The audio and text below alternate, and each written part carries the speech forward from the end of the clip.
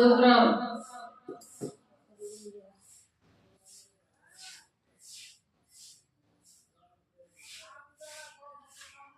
దేవుడు ఈ రోజు మనతో మాట్లాడుతున్న విషయాలు ఏంటి? Your phone is always in a space and lagging. దేవునికి మహిమ కలుగును గాక. ఈరోజు దేవుడు మనతో ఏం మాట్లాడుతున్నారంటే,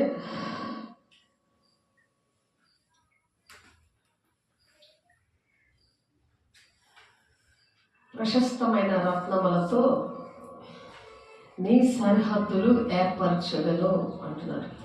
ప్రశస్తమైన రత్నములతో నీకు సరిహద్దులు ఏర్పరచగను. దేవుడు ఎవరికి అలాగా ప్రశస్తమైన రత్నములతో సరిహద్దులు ఏర్పాటు చేస్తారంటే, దుష్టుడు ముట్టకుండా ఎవరైతే తను భద్రం చేసుకుంటారో వాళ్ళకి అటువంటి ప్రశస్తమైన రత్నములతో నీకు సరిహద్దులు వేస్తానంటున్నాడు. సరిహద్దులు మన గోడలు ఎలా ఉన్నాయి? ఇటుకలతో ఉన్నాయి. మన తలుపులు చెక్కలతో ఉంటాయి. తర్వాత గ్రిల్ వేసుకుంటాము, సరిహద్దులు. కానీ దేవుడు ప్రశస్తమైన రత్నాలతో పెడతాడట. నీకు సరిహద్దులు నేను ఏర్పాటు చేస్తాను అంటున్నాడు. దుష్టుడు ముట్టకుండా తను భద్రం చేసుకోవాలి. ఎవరో భద్రం చేస్తారు అని నువ్వు లోకానుసారంగా ఉంటే, దేవుని శక్తిని ఆశ్రయించకపోతే, దేవుని మీద ఆధారపడకపోతే, మనుషుల మీద ఆధారపడినప్పుడు, దుష్టుడికి లోబడినప్పుడు మరి అటువంటి భద్రత అనేది వాళ్ళకు ఉండదు. మరి అందుకే యెషయా గారు ప్రవచిస్తున్నారు. 54 వచ్చాము చూడండి, 12వ వచనం చక్కగా రాసుకోండి. మీకోసం చదువుతున్నాను నేను. చూడండి, అందరూ కూడా బైబిల్ తీసి చూడండి, రాసుకోండి. మాణిక్యములతో నీ కోట కొమ్ములను, సూర్యకాంతములతో నీ గుమ్మములను కట్టుదును. చూడండి, ఎంత రక్షణ అనేది, దేవుడు సేఫ్టీ అనేది ఇచ్చాడు దేవుని బిడ్డలుగా. అలాగా దేవుని బిడ్డలుగా ఉండకపోతే ఎప్పుడు భయమే. ఎప్పుడు ఇల్లు తెలిసి పారిపోదాం పక్షిలాగా, గూడు విడిచి పక్షిలాగా తిరిగే పరిస్థితులు దేవుడు ఇవ్వలేదు. కాబట్టి దేవునికి ఇష్టంగా మనం ఉండాలి.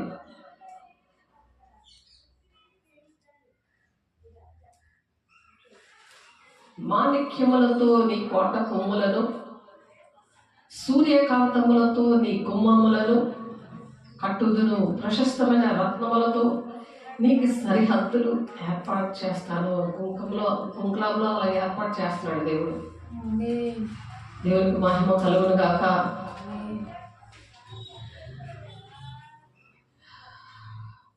మరి అందుకే ప్రయాస పడి గాలి వాన చేత పట్టబడి ఆదరణ లేక ఉన్నదానా అని పిలుస్తున్నాడు పెళ్లి కుమార్తె సంఘాన్ని. సంఘము భయంతో ఉండకూడదు. పరిపూర్ణమైన ప్రేమ భయాన్ని వెళ్ళగొడుతుందని వాక్యం చెప్తుంది. ప్రేమలో భయం ఉండదు అని చెప్తుంది. నీకు సంఘాన్ని నువ్వు ప్రేమిస్తున్నావా? సంఘాన్ని ప్రేమిస్తున్నావా? సంఘం అనేది దేవుడు తన స్వరక్తం ఇచ్చి సంపాదించుకున్న సంఘము. నువ్వు బాధ్యత లేకపోతే నీకు భయం ఆవరిస్తుంది. నా పిల్లలు ఏంటి, నా ఇల్లు ఏంటి, నా జీవితం ఏంటి అనేది అలా ఉంటుంది. కాబట్టి దేవుడు మాటలు విని దేవునికి ఇష్టంగా నడిచినప్పుడు, సంఘము విషయంలో సంఘ బాధ్యతలు భరిస్తున్న పెళ్లి కుమార్తెతో దేవుడు మాట్లాడుతున్నారు. ఆ పెళ్లి కుమారుడు ఎప్పుడు వస్తాడో తెలియదు, చెప్పలేదు దేవుడు. తండ్రికి మాత్రమే తెలుసు అని చెప్తున్నాడు. ఆ పెళ్లి కుమార్తె వచ్చేటప్పటికి సిద్ధంగా ఉండు. డేట్ ఎప్పుడో చెప్పలేదు కానీ నువ్వు సిద్ధంగా ఉండు అంటున్నాడు. లేకపోతే నువ్వు విడవబడతావు అని హెచ్చరిక చేస్తున్నాడు. ప్రయాసం అనేది దేవునికి ఇష్టంగా ఉన్నప్పుడు ఆ ప్రయాసం వ్యర్థం కాదు. కాబట్టి నువ్వు సిద్ధంగా లేకపోతే నేను విడిచిపెట్టి వెళ్ళిపోతాను, నువ్వు బాధపడకు, నన్ను బాధ పెట్టకు. కాబట్టి నువ్వు సిద్ధంగా ఉండి ఈ కృపకాలంలో అని దేవుడు మనతో మాట్లాడుతున్నారు. ప్రకటన 1వ అధ్యాయం 1వ వచనంలో ఉంటుంది. ఆ ప్రకటన గ్రంథమే పెళ్లి కుమార్తె సంఘానికి రాస్తున్న ప్రేమలేఖల, రాబోయే సంగతుల గురించి రాస్తున్న దేవుడు ప్రేమలేఖ అన్నమాట. అది నేను వస్తున్నాను, నేను సిద్ధంగా ఉండు అని చెప్తున్నాడు. నువ్వు సిద్ధంగా ఉన్నావా? దేవుని బిడ్డ, నువ్వు సిద్ధంగా ఉన్నావా అని అడుగుతున్నాడు. దేవుడు ఎలాగొస్తాడో తెలీదు, ప్రకటన గ్రంథం అంటే ఏంటో తెలీదు అని అంటే దేవుడు ఎవరికి తెలిసేటట్టు చేస్తాడంటే, తెలీదు అంటున్నావు అంటే నువ్వు దేవుని మాట వినట్లేదు, దేవుని ప్రియురాలుగా లేవు, మనుషులకు ప్రియురాలుగా ఉండాలనే ఆశపడుతున్నావు. ఆడా మగ తేడా లేదు. యేసయ్య పెళ్లి కుమార్తెకి, పెళ్లి కుమార్తె సంఘానికి దేవుడు రాస్తున్నాడు ఏంటంటే, ప్రకటన 1వ అధ్యాయము, పెళ్లి ముందు ప్రకటనలు చేస్తారు కదా, అలాగా దేవుడు ప్రకటనలు చేస్తున్నాడు. తను రాబోయే సంగతులు, తను ఎలాగొస్తాడు, ఎలాగా ఏ టైంకి వస్తాడు అవన్నీ తెలియాలంటే జ్ఞానేంద్రియాలు తెరవబడాలి. దేవునితో అనుక్షణము సంధించబడతా ఉండాలి. దేవునితో ఎల్లప్పుడూ మనం ఆనందంగా ఉండాలి. దేవుని రాక కోసం ఎదురు చూస్తూ ఉండాలి. దేవుని తండ్రి చిత్తాన్ని నెరవేర్చుకొని సిద్ధంగా ఉండాలి. తండ్రి అసలు నిన్ను తండ్రి ఎందుకు ఎంచుకున్నాడు, నీ పరిస్థితి ఏంటి, నువ్వు ఏ స్టేజ్లో ఉన్నావు అని తెలుసుకోవడానికి ముందు మెసేజ్లో మనం మాట్లాడుకున్నాం. కాబట్టి ఇక్కడ ప్రకటన అనేది పెళ్లి కుమార్తె సంఘానికి భవిష్యత్ కాలాల్లో భవిష్యత్తు గురించి, ఈ ప్రపంచం యొక్క భవిష్యత్తు ఏం జరగబోతుందో అనేది బాధ్యత గల వారికే చెప్తారు, కానీ బాధ్యత లేని వాళ్ళకి చెప్పరు కదా. చెప్తారా బాధ్యత లేని వాళ్ళకి? అన్ని కూడా ఇదిగో రేపు పొద్దున్న ఇలా జరగబోతాయి, నువ్వు ఇలా రెడీగా ఉండు, ఇలా వస్తున్నాను నేను అని ఏమైనా ఇంట్లోనైనా బయటైనా ఎవరైనా సరే ఉద్యోగంలోనైనా బాధ్యత గల వారికే కదా చెప్తారు. బాధ్యత లేని వాళ్ళకి ఏం చెప్పరు కదా. ఆ బాధ్యత కలిగిన వాళ్ళే పెళ్లి కుమార్తె సంఘం అన్నమాట. అందుకే ఇక్కడ ప్రకటన 1వ అధ్యాయం 1వ వచనంలో, తన దాసులకు కనపరచులకు దేవుడు ఆయనకు అనుగ్రహించిన ప్రత్యక్షత. ఎవరికి ప్రత్యక్షత ఇస్తున్నాడు, ఎవరికి బాధ్యతలు చెప్తున్నారు, రాబోయే సంగతుల కోసం ఎవరికి బయలుపరుస్తున్నారు, ఎవరు సిద్ధంగా ఉండి వాళ్ళు ఎవరైతే వింటున్నారో వాళ్ళ కుటుంబానికి, వాళ్ళ సంఘానికి, దేశంలో ఉన్న వారికి, ఎవరైతే దాసులుగా దేవునికి ఉండడానికి ఇష్టపడుతున్నారో వాళ్ళకే చెప్తున్నాడు కదా, మిగిలినోళ్ళకి చెప్పట్లేదు. అందుకే వారికి ఇష్టపడదు, అర్థమవుదు కాబట్టి ఎవరికీ చెప్పరు ఆ విషయాలు. అర్థమైందే కదా, ఎక్కువకి చెప్తారు, చెప్పకుండా ఉండలేరు కదా. పెళ్లి కుమార్తెగా నేను సిద్ధంగా ఉన్నాను, నువ్వు సిద్ధంగా ఉన్నావని ఇంకొకరు అడగరు కదా. ఎప్పుడు నేను ఏం తిందమా, ఏం త్రాగదమా, ఏం భుజిందమా అనే చెప్తుంటది. ఈ చింత ఉన్న వాళ్ళకి ఏదో నొప్పి సలుపు ఏదో సమస్య ఉంటూనే ఉంటుంది జీవితం అంతా. ఒకటైపోయిందా ఒకటి ఈ రాజ్య సంబంధాల కోసమే, ఈ రాజ్యం కట్టుకోవడానికి భూలోకంలో ఉన్నవే ఎత్తుక్కుంటా ఉంటారు. కాబట్టి ఇవన్నీ విడిచిపెట్టవలసిన గడియ రావడానికి సిద్ధంగా ఉంది. కాబట్టి మనం సిద్ధపడాలి, పెళ్లి కుమారుడు వస్తున్నాడని. అందుకని దేవుడు మనకి ఏం చేస్తున్నారు, మాణిక్యమణులతోనూ కోట కొమ్ములను సూర్యకాంతములతోనూ నీ గుమ్మములను కడతాను, ప్రశస్తమైన రత్నములతో నీకు సరిహద్దులు నేను ఏర్పాటు చేస్తున్నాను. దేనికోసం భయపడే పని లేదు, నేను నీ తోడే ఉన్నాను. ఒక భర్త భార్య విషయంలో ఎలాగ కంచె వేసుకున్నా ఆలోచిస్తూ ఉంటాడు, సరిహద్దులు వేస్తాడు, ఎలాగ అన్ని కూడా చెప్తాడు, ఇంటి బాధ్యతలన్నీ ఎలాగప్ప చెప్తాడు. అలాగే దేవుడి ఇంటి విషయంలో నీకు బాధ్యత ఉందా? ఉండకపోతే నీతో చెప్పడు. నువ్వు దేవుని దాసురాలుగా ఉన్నావా? దాసురాలుగా ఉన్న తర్వాత శిష్యులుగా మారావా? శిష్యులుగా మారిన తర్వాత దేవుని కుమార్తెలు అవుతారు. అంతవరకు దేవుని కుమార్తెలు అనబడరు. దీనికి అంతటికీ దేవుని యందు మరి ఆత్మ లేనివాడు నావాడు కాడు అంటున్నాడు రోమాపత్రిక 8:9. అలాగే ఆత్మను పొందుకున్నప్పుడు ఎంతమంది అయితే నా మూలంగా నడిపించబడతారో వాళ్ళే నా కుమార్తెలు అంటున్నారు రోమా 8:14. ఆయన కుమార్తెలుగా ఉంటేనే అర్థమవుతాయి, కానీ లేకపోతే ఈ లోక సంబంధాల కోసమో మా అమ్మ, మా నాన్న, మా చెల్లి, మా తమ్ముడు అనుకోని వాళ్ళతో పాటు నరకంలో ఉండిపోతారు. పెళ్లి కుమారుడు వస్తాడు, నేను ఎవరు మనిషిని, నేను దేవుడు దాసుడుగా నేను ఉన్నానా లేదా అన్న విషయం మర్చిపోతాను. సహవాసం అన్నమాట. ఎక్కడ నువ్వు సహవాసం చేస్తావో, ఏవి ఉంటావో అవే నీ బుర్రలో ఉంటే అవే నువ్వు మాట్లాడగలవు ఎవరితోటైనా. కానీ దేవునితో నువ్వు సహవాసం చేస్తే, దేవుడు ఏర్పాటు చేసుకున్న మనుషులతో సహవాసం చేస్తే ఆ ప్రార్థన సహవాసము రొట్టె విచ్చేటందుకు వెడతెక్కుంటే ఈ విషయాలు అర్థమవుతాయి. చెప్పినా సరే అది మరి యూట్యూబ్ ఛానల్లో వచ్చినా సరే, స్టేటస్లో ఫేస్బుక్లోనూ ఉంటున్నా సరే చూస్తున్నారు కొంతమంది. ఎవరు వాళ్ళు అని అంటే దేవుని దాసులు అనమాట. దానికి మతము కులం భేదం లేదు. తన దాసులకు కనపరచుటకు దేవుడు ఆయనకు అనుగ్రహించిన ప్రత్యక్షత ఈ సంగతులు త్వరలో సంభవింపనై ఉన్నవి. ఆయన తన దూత ద్వారా వర్తమానం పంపి తన దాసుడైన యోహానుకు వీటిని సూచించాడు. యోహాను గారు మరి పద్మాసు ద్వీపములో మరి దేవుని బిడ్డగా ఉండి ఎన్ని శ్రమలైనా సరే తనని మరి అడ్డుకోలేదు. ఎందుకంటే ఆయనకి సరిహద్దులు ఏర్పాటు చేశాడు. ఆ యోహానికి సరిహద్దులు ఏర్పాటు చేసిన దేవుడే నీ కోసం నా కోసము అటువంటి ప్రశస్తమైన రత్నములతో సరిహద్దులు ఏర్పాటు చేస్తాడంట. ఆమె అలా ఏర్పాటు చేసినప్పుడు నువ్వు ఏ విషయానికి కూడా భయపడకుండా, దుష్టుడికి భయపడకుండా తను భద్రం చేసుకుంటూ నువ్వు దేవుడి పని, దేవుని దాసుడిగా నువ్వు సిద్ధపడి అనేక మందిని సిద్ధపరచాలి. సార్వత్రిక సంఘాన్ని, సార్వత్రిక సంఘం అంటే ప్రతి ఒక్క సంఘము, ఇద్దరు ముగ్గురు ఉన్నది సంఘము. నువ్వు దేవుని ఆలయంగా ఎక్కడ నిలబడితే అక్కడే సంఘము. నువ్వు సిద్ధపరిచే బాధ్యత దేవుడు ఇచ్చాడు.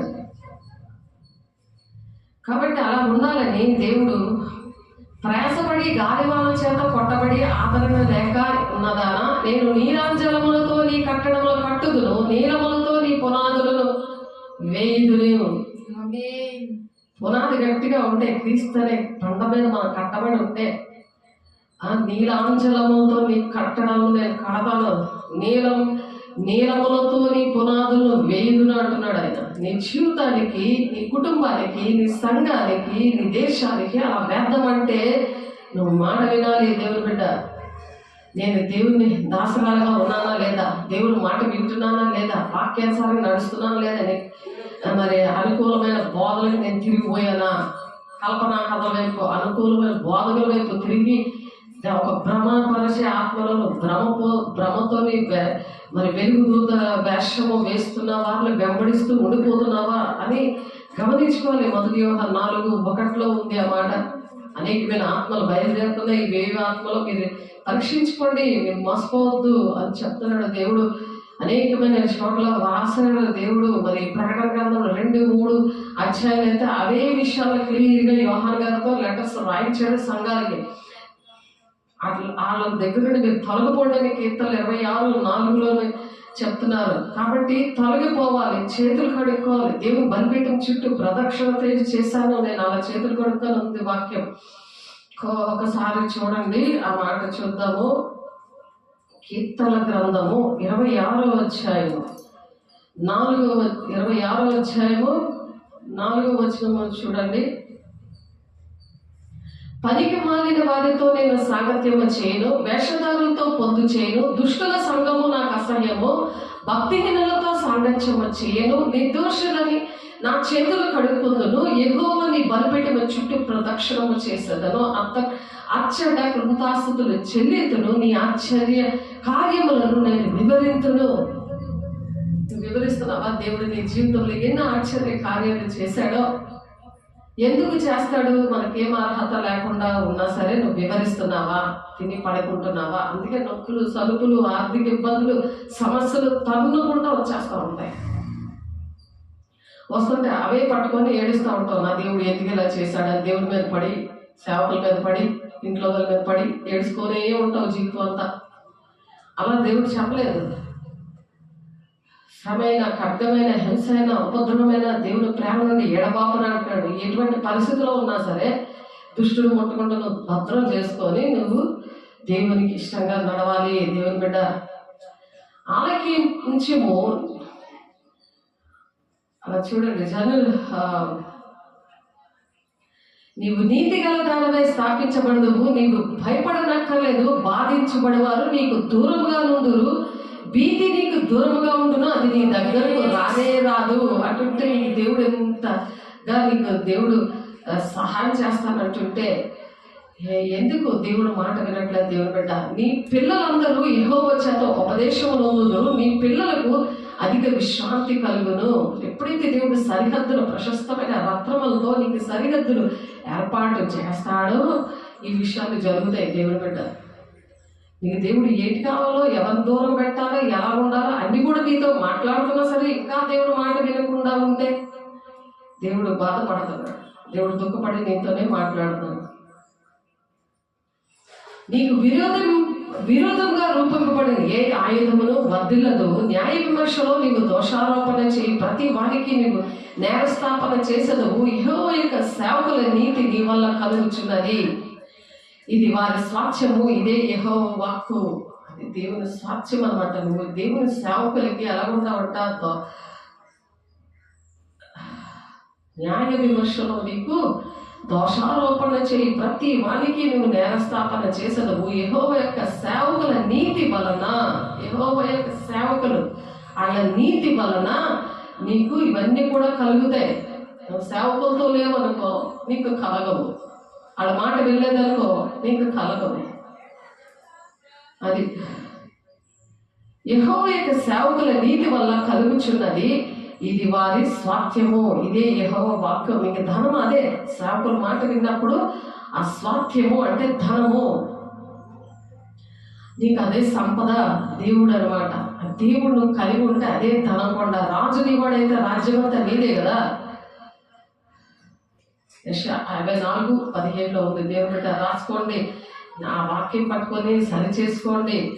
సేవకులతో మాట్లాడతాము, సేవకుల ప్రార్థన సహవాసం రొట్టె విచ్చడం ఎడతాకుంటాము. నేను ఎక్కడ బాప్తీసం తీసుకున్నానో, నేను ఇష్టం వచ్చినట్టు గాలిని చదరగొట్టు పొట్టులాగా నేను ఎదుర్కొని ఉండను అని చెప్పి ఎంతసేపు కూడా దేవుని దగ్గర దేవుడు పశ్చాత్తాపడాలి, దేవునికి లోబడాలి. దేవునికి లోబడినప్పుడు దుష్టుని నువ్వు ఎదిరించగలవు. లేకపోతే దెయ్యానికి నువ్వు లోబడిపోతుంటే దేవుడిని నువ్వు మీద తిరుగుబాటు చేసి దేవుడిని ఎదిరిస్తున్నావు. వాక్యానికి లోబడట్లేదు, సేవకుని లోబడట్లేదు అంటే నువ్వు చేస్తున్న పని ఏంటి?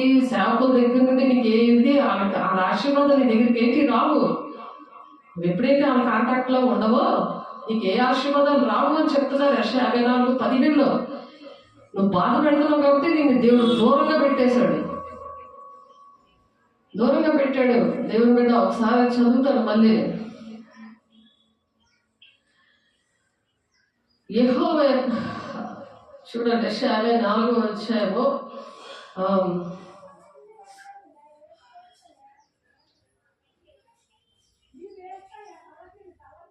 నీకు బాధించిన వారిని నేను దూరముగా పెడతాను.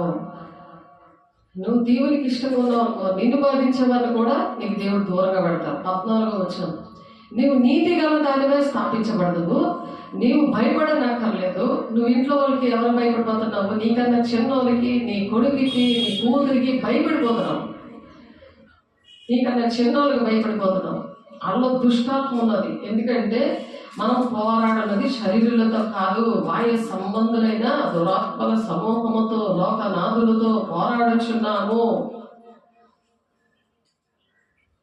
కాబట్టి వాళ్ళకి లోబడిపోతున్నావు. దేవుడు వాళ్ళని దూరంగా పెడతాడట. నీవు నీతి గల దానివే స్థాపించబడదు. నువ్వు భయపడనక్కర్లేదు. బాధించేవారు నీకు దూరంగా ఉందరు, భీతి నీకు దూరంగా ఉండదు. అది నీ దగ్గరకు రానే రాదు. నీకు భీతి అనేది ఏమి ఉండదు, ఏ చింత చీకు ఉండదు. సమస్త భారాలు మోయించిన వల్ల నా దగ్గరికి రండి, మీకు విశ్రాంతి కలుగు చేస్తాను అంటున్నాడు. విశ్రాంతి కలుగు చేస్తే నీకు విశ్రాంతి లేదంటే, నువ్వు దేవుడు ఏంటంటే నీకు మనశ్శాంతి లేదంటే, దేవుడు ఈ లోకానికి, భూలోకాన్ని యేసయ్యను పంపించారు. మనం దత్తపుత్రులు కావాలని ధర్మశాస్త్రములకు లోబడి ఉన్నవారిని విమోచించుటకు ధర్మశాస్త్రం లోబడిన వాడు ఆయన, లోబడిన వాడు అయ్యాడు ఆయన. అలాగా ప్రవచనాలు నెరవేర్పు కోసము ఆయన లోబడ్డాడు ధర్మశాస్త్రానికి. మరియు మీరు కుమార్తెలై ఉన్నందున నాయన తండ్రి అని మొరపెట్టు తన కుమారుని ఆత్మను దేవుడు మన హృదయంలోనికి పంపించాడు. లేకపోతే దేవుడిని తండ్రి, దేవా, నా ప్రాణ క్రీడ, నా భర్తైన దేవా, నా తాగు చోటు, నా మహిమ గల దేవా అని మనము అలాగే సంబోధించాము. ఎప్పుడైతే దేవుడికి మనం ఎలాగైనా దత్త కుమార్తెలుగా మనము ఉన్నాం. ఆయన కుమారులుగా, కుమార్తెలుగా, దాసులుగా ఉన్నప్పుడు, శిష్యులుగా తయారైనప్పుడు కుమారులు కుమార్తెలుగా అవుతారు. కాబట్టి నీవిక దాసుడు కావు కుమారుడివి అంటున్నారు ఇక్కడ. గలతీయులకు రాసిన పత్రిక 4వ అధ్యాయము 7వ వచనం. క్రమం అది. ఫస్ట్ నువ్వు దాసుడుగా ఉన్నావా లేదా, దాసురాలుగా దేవునికి ఉన్నావా లేదా, దేవుని మాట వింటున్నావా, దేవుని పరిచర్యకి సహకరిస్తున్నావా, సంఘాన్ని పట్టించుకుంటున్నావా, సేవకులను పట్టించుకుంటున్నావా? ఎంతసేపు నా రాజ్యాన్ని కట్టుకుంటా, నా పిల్లలు, నా భర్త, నా ఇల్లు కట్టుకోవాలి, కారు కావాలి, నాకు ఉద్యోగం కావాలి, జీతం సరిగ్గా రావట్లేదు, అప్పులు అయిపోతుందంటే ఏ కారణాలన్నీ ఇవే. దర్శనత్వంలో పిల్లలు వెళ్ళిపోయారు అంటే నువ్వే కారణం. దేవుని బిడ్డ ఒకసారి ఆలోచించుకో. కాబట్టి నీకు మీదట దాసుడు కాదు కుమారుడివే. నువ్వు శిష్యురాలుగా అవ్వాలని దేవుడు ఆశపడ్డాడు. నువ్వు లేదు, నువ్వు దాసురాలుగా ఉండాలి, పరిశీలన చేయాలని దేవుడు నీకు కొన్ని పనులు చెప్పాడు, నువ్వు చేయలేదు, తండ్రి చిత్తాన్ని నెరవేర్చట్లేదు. కాబట్టి నీవిక దాసుడు కావు కుమారుడివే. కుమారుడివైతే దేవుని ద్వారా వారసుడవు. నీ వారసుడు కోసం ఆలోచించుకుంటున్నావు, భూలోక సంబంధమైన మనిషి కోసం ఆలోచించుకుంటున్నావు, కానీ నువ్వు దేవునికి వారసుడుగా ఉంటావని, రారాజు వంశములో పరిశుద్ధుల గుంపులో ఉండాలని దేవుడు కొంతమందిని సెలెక్ట్ చేసుకున్నాడు దాసులుగా. అందుకనే దాసులకి ఒక పెళ్లి కుమార్తెగా ఒక లేఖ రాస్తున్నాడు, నేను వస్తున్నాను, నువ్వు సిద్ధంగా ఉండు. ఇదిగో ప్రపంచం ఇలాగా అంచె దినాలు ఇలా జరుగుతాయి అని చెప్పి, మరి నూతన బంధనలో దేవుడు నెరవేర్పు అనేది మత్తయి 24, 25, 26 ఆ వచనాల్లోని, మళ్ళీ నెక్స్ట్ ప్రకటన గ్రంథంలోనూ ఉన్నాయి నెరవేర్పు విషయాలు. ఏవి కూడా ఆయన చెప్పకుండా ఏది చేయడం. మరి ఆమోసు 3:7 ఉంటది, ఆయన ప్రవక్తలకు ఏ విషయాలు కూడా చెప్పకుండా ఆయన ఏమీ చేయడు. మరి నువ్వు చెప్పడానికి నువ్వు దాసరాలుగా ఉన్నావా, శిష్యురాలుగా ఉన్నావా, నేను నీ కుమారుడిగా కుమార్తెగా ఉన్నావా, ఏదో మొక్కుకొని వచ్చేస్తున్నానని అన్ని జనరాలుగా ఉన్నావా, నామకార్థంగా జీవిస్తున్నావా, నామకార్థంగా నేను నమ్ముకున్నానని ఒక భ్రమలో బతికేస్తున్నావా?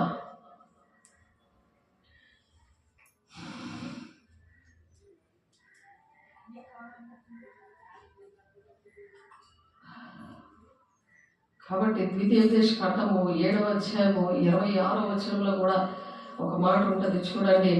నీవు నీ దేవుడే నీ యెహోవాకు ప్రతిష్ఠ జనము. సేవకులుగా అలా ఉండాలి. దేవుని పరిచయ విషయంలో బాధ్యత వహించాలి. అదే అపోస్తుల బోధ. అపోస్తులకి దేవుడు ప్రవక్తల్ని అపోస్తుల్ని సంఘానికి పునాదులుగా దేవుడు ఏర్పాటు చేసుకున్నాడు. సంఘానికి పునాది విలువ.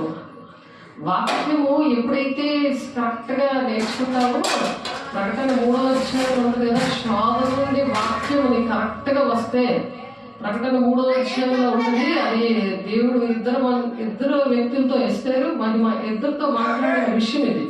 ఇప్పుడు చెప్పిన విషయాలన్నీ దేవుని పిల్లలతో, నాతోనే, శిష్యులతో, దేవుని కుమారులుగా ఉన్న వాళ్ళతో మాట్లాడిన విషయాలు ఇవి మీకు మరొకసారి గుర్తు చేస్తున్నాను. ప్రకటన 3వ అధ్యాయంలో నీవు నా ఓర్పు విషయమైన వాక్యముని గైకొంటివి కనుక ఓర్చుకోవాలి. వాక్యం వినడానికి, వాక్యం నేను వినను, ఏదో ప్రార్థన చేస్తాను, నా కోసం ప్రార్థన చేసింది, మీరు ప్రార్థన చేయలేదు కాబట్టి నాకు ఏమి జరగలేదు, నేను సంఘాన్ని పట్టించుకోను, మీరు నాకేమి ఎవరు కాదు, మీరు ఎవరో నాకేం తెలీదు, ఎంతవరకు జరిగినవన్నీ వేస్టే, నేను అవన్నీ మర్చిపోయాను, ఇప్పుడు నాకేమి జరగట్లేదు కాబట్టి మీరెవరో నేనెవరో అన్నట్టు ఉంటున్నావేమో, దేవునికి దూరంగా ఉన్నావు. నాకు కాదు దేవుని బిడ్డ, నీవు నా ఓర్పు విషయమైన వాక్యములు గైకుంటేవు కనుక వాక్యమనే దేవుడు నీలో ఒంట్లో లేకపోతే దేవుడు లేనప్పుడు నేనే గుర్తొస్తాను, సంఘమే గుర్తొస్తాను. ఒకసారి ఆలోచించండి మీరు దేవుని బిడ్డలారా, ఆన్లైన్లో ఉన్న బిడ్డలారా, ఒకసారి ఆలోచించండి. నీవు నా ఓర్పు విషయమైన వాక్యములు గైకుంటేవి కనుక భూ నివాసులను శోధించడానికి లోకమంతటికి రాబో శోధన కాలంలో నిన్ను కాపాడదని అంటున్నాడు. నిన్ను కాపాడాలంటే లోకమంతటికి ఒక శోధన కాలం రాబోతుంది. అంచె దినాల్లో యుగాంతం నేను త్వరగా వస్తున్నాను, నేను కాపాడాలి. అదే మరి పెళ్లి కుమార్తెకి చెప్పే విషయాలు నీకు చెప్పారు. ఆ విషయాలు బైబిల్ మరి చదివేసుకొని ఏదో బైబిల్ కంప్లీట్ చేసేస్తాను, అది అందరూ ఒక్క ముక్క కూడా అర్థమైపోతే వేస్ట్ కదా. ఏదో చదివేశాను, మంత్రం చదవడం మాంత్రికుడు కాదు కదా, నువ్వు మంత్రాలు చదివేసినట్టు. మంత్రాలకి చింతకాయలు రావాలంటారు కదా, అలాగే నువ్వు మంత్రాలాగే చదివేసి బైబిల్ నువ్వు ప్రార్థన చేసేసి కుటుంబారాధన చేసేసుకున్నాను, నేను బాగానే ఉన్నాను అని సాతాను కూడా నీకు చెప్తూ ఉంటే వినడం కాదు. ఇవి పాటిస్తున్నావా, ఇలా ఉంటున్నావా, దేవుని విషయాలు ఆ వాక్యం అర్థమవుతుందా? ఆ వాక్యమనే దేవుడు తండ్రి చిత్తం ఏంటో నీకు అర్థమవుతుందిగా? నీ పట్ల దేవునికి ఏ ప్రణాళిక ఉందా అది నీకు అర్థమవుతుందా? అది దేవుడిని అడగాలి. దేవా, నా పట్ల నీకు ఏ చిత్తం ఉన్నది? దేవుడు చెప్పిన విషయం నువ్వు మర్చిపోతే యోహాను 14:26 ఉంటుంది కదా, నువ్వు చెప్పిన సంగతులు నీ జ్ఞాపకం చేస్తానన్నావు కదయ్యా, నా జ్ఞాపకం చేసి చేయవా? ఇంకొకసారి నేను మర్చిపోను, నేను రాసుకుంటాను. నేను హబక్కు 2వ వచనంలో ఉన్నట్లుగా నేను రాసుకుంటాను, నేను నడుస్తాను. సన్నిధిలో పడుకోమన్నారు, సన్నిధి అంతా నిండి ఉంటుందని చెప్పారు. ప్రసవ వేదన కలిగి నువ్వు బిడల కాను అని చెప్పారు. నువ్వు ప్రవక్తగా ఉండి ఇంట్లో సన్నిధిలో నువ్వు బోధ చేయమని చెప్పారు. మరి ఏమీ చేయకపోతే సేవకులకు సహకరించి సేవకులతోనే మీ కుటుంబం ఉండండి అని చెప్పారు.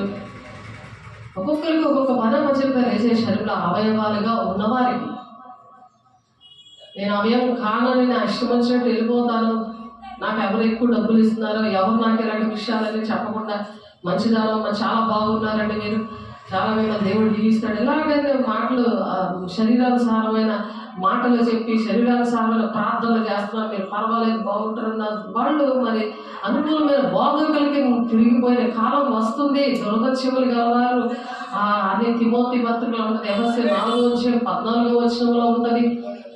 చూడండి, అలాగే తిరుగుతున్నారా? రండి అని దేవుడు పిలుస్తున్నాడు. కీర్తనలు 26:4 ప్రకారం జయించి వాడిని నేను దేవుని ఆలయంలో ఒక స్తంభంగా నిలబడతాడంట. అప్పుడు జయించి వాడిని దేవుని ఆలయంలో ఒక స్తంభంగా నిలబడతాడు. అందులో నుండి వాడు ఇక మీదట ఎన్నటికీ వెళ్ళిపోడు. దేవుడు రమ్మని పిలుస్తున్నాడు. ఒకసారి మళ్ళీ దేవుడు నిన్ను ప్రేమించి నిన్ను మరొక అవకాశం వస్తున్నాడు. దేవుని బిడ్డ అందులో నుండి వాడికి మీదట ఎన్నటికీ వెళ్ళిపోలేకపోడు. మరియు నేను దేవుని పేరును పరలోకములో నా దేవుని యొద్ద నుండి దిగి వచ్చుచున్న నూతనమైన యెరూషలేమని నా దేవుని పట్టణం పేరును, నా క్రొత్త పేరును వాని మీద రాస్తాడంట. సైతాను పేరు తుడి చేసి నీకు దేవుడి పేరు నీకు నడినెట్టు అరి పాదం వరకు దేవుడు రాస్తాను అంటున్నాడు. దేవుడు చెప్తున్నారు, సంఘములతో ఆత్మ చెప్పుచున్న మాట చెవి గలవాడు వినుగాక. సార్వత్రిక సంగమ విషయంలో అడుగుతారు. అందుకనే సంఘములందరికీ కూడా దేవుడు ఒక పిలుపునిస్తున్నాడు. దేవుని బిడ్డ ఆత్మ చెప్పుచున్న మాట దేవుడు చెప్తున్నారు. ఈ మాటలు నేను కాదు, మీరు వాక్యం చూడండి, చదవండి. వాక్యానుసారంగా నేను నడుస్తాను ప్రభా అని చెప్పండి. కాబట్టి దుర్నీతి సాధకములకు మీరు అప్పగించుకోవద్దు అంటున్నారు. మీ అవయవాల్ని దుర్నీతి సాధకాలకు అప్పచెప్పుకోవద్దు, శరీరానుసారమైన బంధకాలకి మీరు అప్పచెప్పుకోవద్దు అని రోమ 6:13 చెప్తున్నారు. చూడండి, ఒకసారి మీకోసం చదువుతాను. దుర్నీతి బంధకాలు ఏం చేస్తాయంటే దేవుని మాటలు వినేవారిగా చేస్తాయి, కానీ మరి క్రియలు చేసేవారిగా ఉండరు. వాళ్ళు వినేసి ఇక్కడే మర్చిపోయి వెంటనే మర్చిపోతారు. సాతాడు ఇలా చదివేస్తాడు అనమాట. అవన్నీ కూడా అవి హృదయంలో నిలబడవు. ఎందుకంటే మరియు మీ అవయములను దుర్నీతి సాధకములుగా పాపములకు అప్పగింపకూడదు. అయితే మృతుల్లో నుండి సజీవులు అనుకొని మిమ్మల్ని మీరే దేవునికి అప్పగించుకోండి. ఆ చచ్చిపోయిన పరిస్థితులు అంటే పాత జీవితం నుండి నూతన జీవితంలోకి వచ్చినప్పుడు మీ అవయవాలు నీతి సాధకాలుగా దేవునికి అప్పచెప్పుకోవాలి. దేవుని సాధకాలుగా పనిచేయాలి.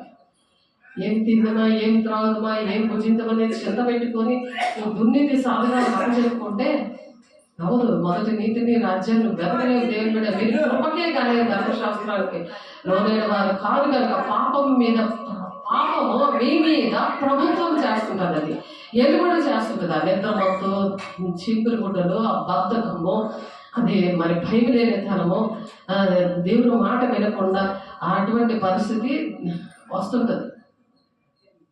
మీరు పాపమునకు దాసులై ఉంటుంది, కానీ ఏ ఉపదేశ క్రమమునకు మీరు అప్పగింపబడినో దానికి హృదయపూర్వకంగా లోబడండి. దేవుడు మిమ్మల్ని ఏ విషయంలో దేవుడు పిలుచుకున్నారో, దేవుడు ఏ విషయం మీతో మాట్లాడి మీకు కొన్ని కార్యాలు, అద్భుత కార్యాలు చేశాడో, దేవుడు మాత్రమే చేయగలిగే అద్భుత కార్యమైన అది చేసినప్పుడు దానికి హృదయపూర్వకంగా మీరు లోబడిన వారే పాపము నుండి విమోచింపబడి నీతికి దాసులై ఉండమంటున్నారు. అందుకనే దేవునికి స్తుతులు చెల్లించాలి. అలాగే నీతికి దాసులుగా దేవుడు మనల్ని చేశాడు. మళ్ళీ పాపంలోనికి వెళ్ళకూడదు. మీ శరీర బలహీనతలు బట్టి మనుష్య రీతిగా మాట్లాడుచున్నారు. మీరు శరీర బలహీనతను బట్టి మనుష్య రీతిగా మరి పౌలు గారు ఇక్కడ చెప్తున్నారు ఏంటంటే, అక్రమం చేయక అపవిత్రతకు అక్రమములకు మీ అవయవాలను దాసులుగా ఎలాగ అప్పగించారో అలాగే పరిశుద్ధత కలగాలి. కలగాలంటే ఇప్పుడు అవయవాలన్నీ కూడా నీతికి దాసులుగా అప్పగించుకోండి అని బ్రతుకులాడుతున్నాడు పౌలు ఇక్కడ రోమా పత్రికలో 6వ అధ్యాయము 19వ వచనంలో, మీరు పాపములకు దాసులై ఉన్నప్పుడు నీతి విషయమే నిర్బంధం లేని వారే ఉన్నారు కదా, అయిననే ఇప్పుడు పాపము నుండి విమోచింపబడి దేవునికి దాసులైనందున పరిశుద్ధత కలుగుటే మీకు ఫలము. మీకు ఫలవంతంగా ఉండాలంటే మరి దేవునికి దాసులుగా ఉండాలి. కాబట్టి ఏదైనా పాపము వల్ల వచ్చే జీతము మరణము, అయితే దేవుని కృపావరం మన ప్రభువైన యేసుక్రీస్తు నందు నిత్య జీవము. మనం నిత్య జీవంలో ప్రవేశించాలంటే పాపం వల్ల వచ్చే జీతము మరణము. అయితే దేవుని కృపావరం ఏంటంటే మన ప్రభువైన క్రీస్తు యేసునందు నిత్య జీవం అన్నమాట. నిత్య జీవానికి మనం వెళ్ళాలంటే మన ప్రభువైన యేసుక్రీస్తు మన కృపావరాన్ని కలిగి ఉండాలి. ఆ కృపావరాలు అభిషేకం పొందుకున్నాకే కృపావరాలు వస్తాయి. ప్రభువైన యేసుక్రీస్తు నందు నిత్య జీవములో మనము ఆ విధంగా అడుగుపడతాం. కాబట్టి దురాశ ధనాపేక్ష తోటి ఉంటారు. దురాశ ఏం చేస్తుందంటే యాకోబు చెప్తాడు 1వ అధ్యాయం 15వ వచనంలో, దురాశ గర్భము ధరించి పాపమును కలగా పాపము పరిపక్వమై మరణమును కలను. మరణానికి ముందే అనారోగ్యాలు వస్తాయి. టాబ్లెట్ వేసుకుంటే అది టెంపరీ, కానీ అది జీవితాంతము ఆ ప్రాబ్లం రాకుండా చేసేదే దేవుని వాక్యము. ఇట్లుండగా ఒక మనుషుని ద్వారా పాపము ద్వారా మరణములు లోకంలోకి ఎలాగ ప్రవేశించినో అలాగే మనుషులందరూ పాపము చేసినందున మరణము అందరికీ సంప్రాప్తమయ్యను. మరణం అందుకే వస్తుంది మనిషికి, ఆ పాపమును బట్టే. పాపం ద్వారా మరణము లోకానికి లోకంలో ప్రవేశించింది, కానీ మరణం అనేది లేదు అసలు. దేవుడు అది మరణాన్ని కానీ నరకాలు కానీ దేవుడు సృష్టించలేదు. నిత్య జీవము కూడా దేవుడితో పరిశుద్ధంగా జీవించాలని ఆలోచించాడు దేవుడు. కాబట్టి ప్రభుతో కలుసుకున్నవాడు ఆయనతో ఏకాత్మై ఉన్నాడు. మనం ప్రభుతో కలుసుకోవాలి, సాతానుతో కలుసుకోకూడదు. దేవుని బిడ్డ ఒకసారి ఆలోచించు, ఎవరితో నువ్వు కలుసుకుంటున్నావు?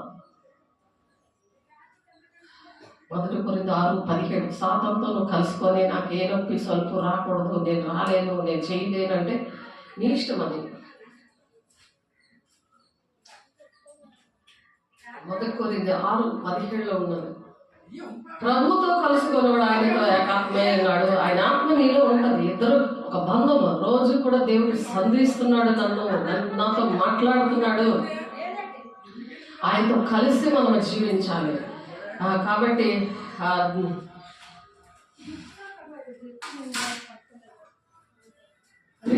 క్రీస్తు శకం 30వ శతాబ్దంలో యేసయ్య చనిపోయాక 120 మంది మేడగదిలో దేవుని బిడ్డలు ఉన్నారు. దేవుని దాసులుగా, దేవుని కుమారులుగా, ఆయన శిష్యులుగా తయారై ఉన్నారు. కానీ క్రీస్తు శకము 64 వచ్చేసరికి లక్షల మంది తయారైపోయారు. వాళ్ళ చేతిలో కత్తి కానీ డబ్బులు కానీ వాళ్ళ చేతుల్లో లేవు. క్రీస్తులో ఏకమైతే అలా ఉంటుంది అనమాట. నా దగ్గర డబ్బులు లేవు, నా చేతిలో ఏ ఆయుధాలు లేవు అని కాదు, సర్వాంగ కవచాలు ధరింపజేస్తాను అంటున్నాడు. ఎఫెసీ 6:13లో సర్వాంగ కవచాలు ధరించుకోండి అంటున్నారు. అదేంటిది? నీతి అనే మైమరకు. నీతిగా నువ్వు జీవించాలి, పరిశుద్ధంగా జీవించాలి. అప్పుడు దేవునితో ఏకమని చదువుతారు. సాతాను వెళ్ళి స్నానం చేసినని నీతో ఏకమైపోతానని అంటే అది ఎంత సైతాన్ మాటలు అవి. ఆలోచించండి. క్షమించమని అడగాలి, అప్పుడు వెంటనే దేవుడు విడుదలిస్తాడు. క్రీస్తు శకం 30లో యేసయ్య చనిపోయాక దేవుని సేవకులుగా 120 మందిని యేసయ్య శిష్యులుగా, దేవుని కుమార్తెలుగా సెలెక్ట్ చేసుకున్నాడు. కానీ వాళ్ళ చేతులు అప్పుడు డబ్బులు లేవు, ఏ ఆయుధాలు లేవు. వాళ్ళు ఎలా భయపడుకుని ఉన్నారు? దేవుని ఆత్మతో నింపబడ్డారు, అగ్ని జ్వాల వంటి ఆత్మతో నింపబడ్డారు. నువ్వు ఎప్పుడైతే అగ్ని జ్వాల వంటి ఆత్మను పొందుకోలేదో సాతాను గడితోనే కలుసుకుందామని ఆలోచిస్తూ ఉంటావు. వాడికి భయపడిపోయి వాళ్ళు లోపడిపోయి వాడి కాళ్ళ కింద దూరిపోతావు. ఎలాగవుతుంది? అవ్వదు కదా, నాకు దూరపోతే నాకు బతుకు లేదు కదా అంటది సాతాను. నీకు బతుకు లేదు కదా, నువ్వు సాతాను మనిషివి కదా, నువ్వు సాతాను పెళ్లి చేసుకున్నావు కదా, నువ్వు సాతానుతోనే ఉండాలి కదా అంటది. ఉండిపోతావా ఇక్కడ?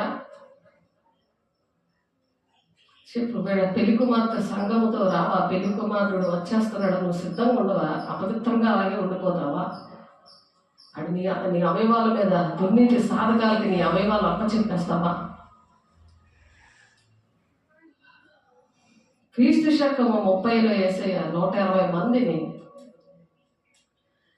మరి శిష్యులుగా తయారు చేశాడు. ఆయన కుమార్తెలుగా తయారయ్యారు. వాళ్ళంతా కూడా విడిచిపెట్టారు. అది అపవిత్రానికి దూరంగా ఉన్నారు. అపవిత్రానికి మీరు దూరంగా ఉండండి, అపవిత్రమైనది ముట్టద్దు అని చెప్తాడు. ఈ తరం వారికి వేరే ఉండండి అని చెప్తున్నాడు దేవుడు. పెళ్లి కుమార్తె వేరేగా ఉంటుందా? ఎన్నాళ్ళు మరి పెళ్లి కుమారుడు వస్తాడని సిద్ధంగా ఉంటుంది.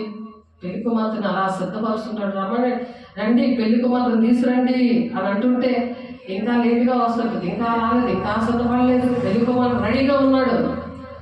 పెళ్లి కుమార్తెను తీసురండి అంటే సిద్ధపరచలేదు. ఇప్పుడు దాసులు ఏం చేయాలి? పెళ్లి కుమార్తె సంఘాన్ని సిద్ధపరచాలి. సిద్ధపరుస్తున్నావా? సువార్తకి వెళ్తున్నావా? ప్రార్థన చేస్తున్నావా? చేస్తున్నాను అని అంటే అవి జవాబులు రావట్లేదంటే ఏంటి? సాతానుతో కలుసుకోవడం వల్ల జవాబులు రావు. ప్రార్థనకి జవాబులు రావట్లేదు. నోట్లో నుంచి మాత్రం ప్రార్థన నేను చేస్తున్నాను, ఉపవాసం ఉంటున్నాను, అవన్నీ వ్యర్థమైపోతున్నాయి కదా. సైతానికి నీ అవయవాలు ఇచ్చేసాక అన్ని కూడా నువ్వు సైతానికి ఉపవాసం ఉంటున్నావు. సైతానికి అవసరమే ప్రార్థన, దానికి వెళ్ళిపోతుంది. అది దేవుడి దగ్గరికి రాదేది, దానికి జవాబులు రావే. పెళ్లి కుమార్తె సంఘం పాడైపోతుంటే దేవుడు నేను లెక్క అడగడా? దేవుడు ఎంచుకుంటున్నాడు. ఈ 120 మంది 10 రోజులు ఉపవాసం ఉండి మరి క్రీస్తు 64వ సంవత్సరం వచ్చేసరికి రోమా సామ్రాజ్యం ఏం చేసిందంటే వాళ్ళు వేటాడేసింది అనమాట. యోహాన్ గారు కూడా అప్పుడు ఉన్నారు, వేసే శిష్యులు ఉన్నారు.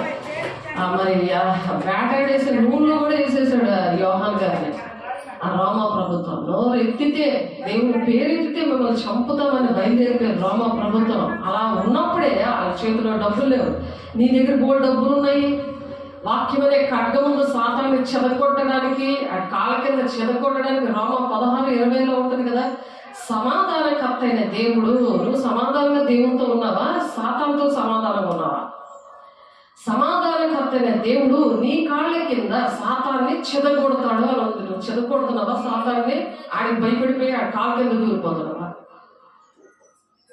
ఆలోచించి దేవుని బట్ట దుర్నీతి సాధకాలకి నీ అవయవాలను అప్పచెప్పద్దు అని చెప్తున్నాడు దేవుడు.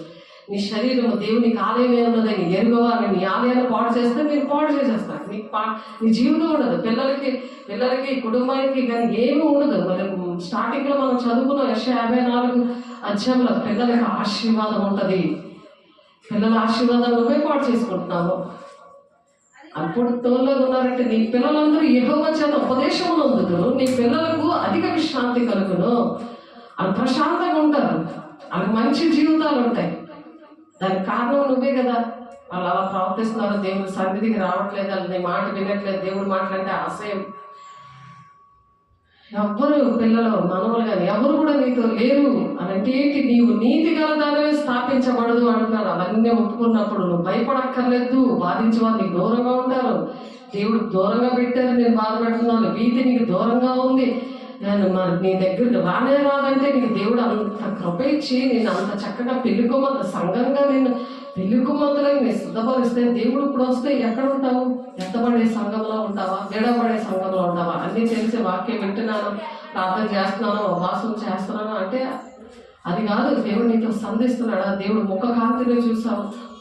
మరి దేవుడు ఎన్ని విషయాలు మాట్లాడాడు. యూట్యూబ్ పరిచర్య కోసం చూపించారు, సంఘం కోసం చూపించారు. మరి దేవుడు సేవకులతో ఉండమని చెప్పారు. ఎన్ని చెప్పినా లోపడకపోతే నాకు పనులు ఉంటాయి అని సాతాను గడి మాట ఇష్టమవుతుంది. నాకు పనులు ఉంటాయి, నాకు జీవితం ఉందంటే సాతానుతో జీవితం ఉంది. సాతాను గడి మాట్లాడుతూ ఉంటాడు. మర్చిపోయి నేను ఎప్పుడు చెప్పానో అవన్నీ కూడా దుష్టుడు ఆటంకాలు. మరి ఆనాడు వాళ్ళ చేతిలో ఏ ఆయుధం లేదు, కత్తి లేదు, వాక్యం బైబిల్ లేదు.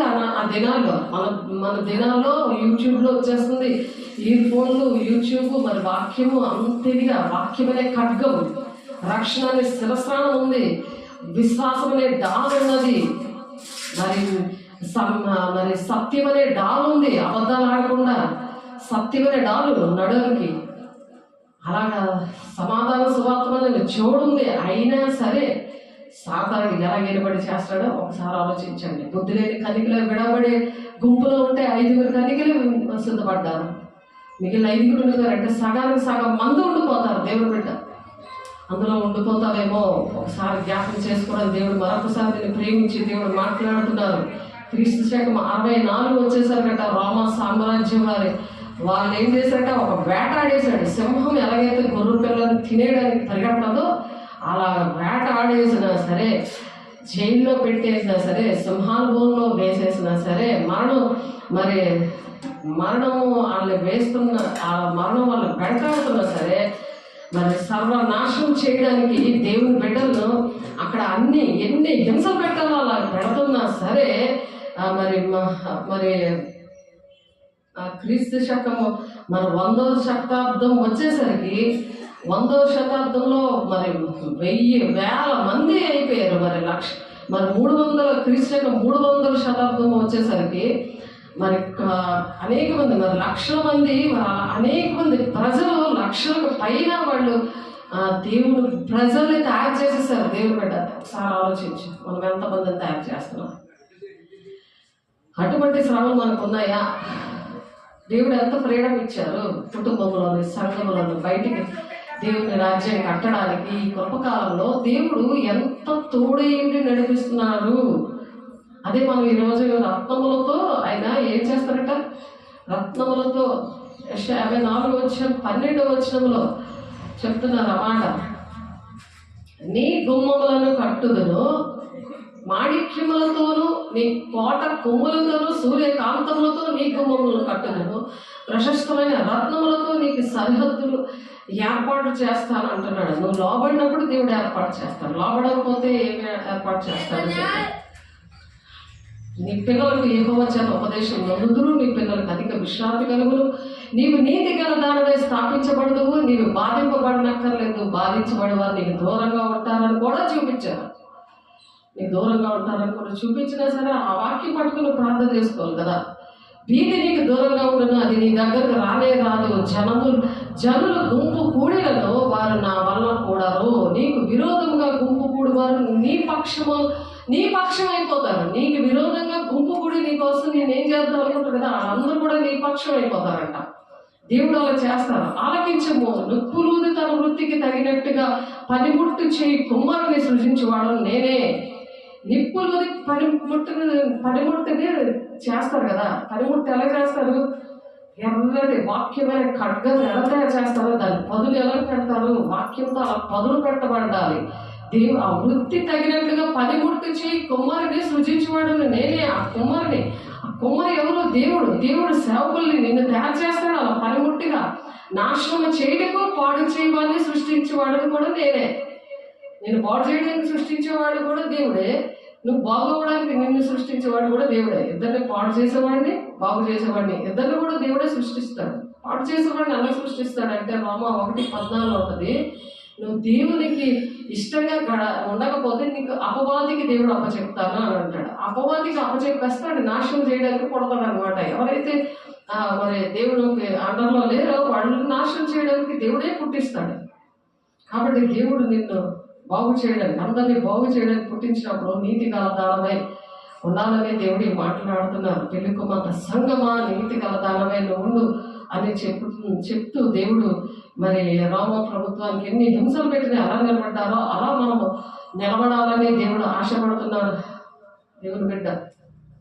కాబట్టి దేవుల్లో మనం ఉంటేనట ఈ నూతనమైన సంవత్సరంలో కాగా ఎవడైనా క్రిస్టియన్ ఉన్నాడలా వాడు నూతన సృష్టి, పాతలు గతించని ఇదిగో క్రొత్తవాయను. నూతనమైన సృష్టి పాతవన్నీ వదిలేయాలి. పాత పట్టుకుని అలాంటి పాత అలవాట్లు, పాత జీవితంలో నువ్వు ఎలాగైతే భయపడిపోతున్నావో సాతానికి, అదే జీవితం కాదు ఇది. నూతనమైన స్వభావం రావాలి. అలాగే కొలస్సీలు 1:14-29 చూస్తే కార్యశక్తి కలుగజేయవాడు ఆయన, క్రియాశక్తిని బట్టి నేను పోరాడుచు ప్రయాసపడుతున్నాను అంటున్నాడు పౌలు. కొలస్సీలు 1:14 చూద్దాము. కొలస్సీలు రాసిన పత్రిక ఒకసారి చూడండి. మనం ఎలా ప్రయాసపడాలో పెళ్లి కుమార్తె సంఘంగా మనం ఎలా ప్రయాసపడాలి. 1వ అధ్యాయము 14వ వచనం నుండి చదువుదాము. ఆ కుమారుని యందు మనకు విమోచనము అనగా పాపక్షమాపణయు కలుగుచున్నది. దేవుడు మన కోసం ప్రాణం పెట్టాడంటే మనకు పాపక్షమాపణ కలిగింది.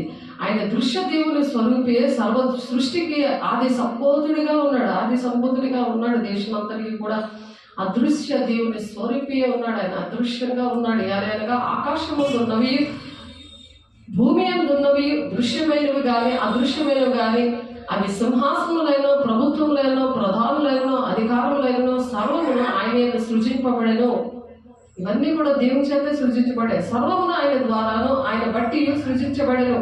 ఆయన అన్నిటికంటే ముందుగా ఉన్నవాడు. ఆయనే సమస్తమునకు ఆధారభూతుడు. ఆయన సంఘము అనే శరీరమునకు ఆయనే శిరస్సు. ఆయనకు అన్నిటిలో ప్రాముఖ్యము కలుగు నిమిత్తం ఆయన ఆది అయి ఉండి మృతుల్లో నుండి లేచుటలో ఆది సంభూతుడాయను. ఆయన యందు సర్వ సంపూర్ణత నివసింపవలెననియు ఆయన శిలువ రక్తము చేత సంధి చేసి ఆయన ద్వారా సమస్తమును అవి భూలోకమందున్నవైనను పరలోకమందున్నవైనను వాటినన్నిటిని ఆయన ద్వారా తనతో సమాధానపరచుకున్న వల్లే తండ్రికి అభిష్టమైనట్టుగా తండ్రి అయిన దేవుడు కుమారుని అప్పచెప్పాడు. దైవ కుమారుడు వచ్చి మనకు నేర్పించాడు ఇవన్నీ కూడా.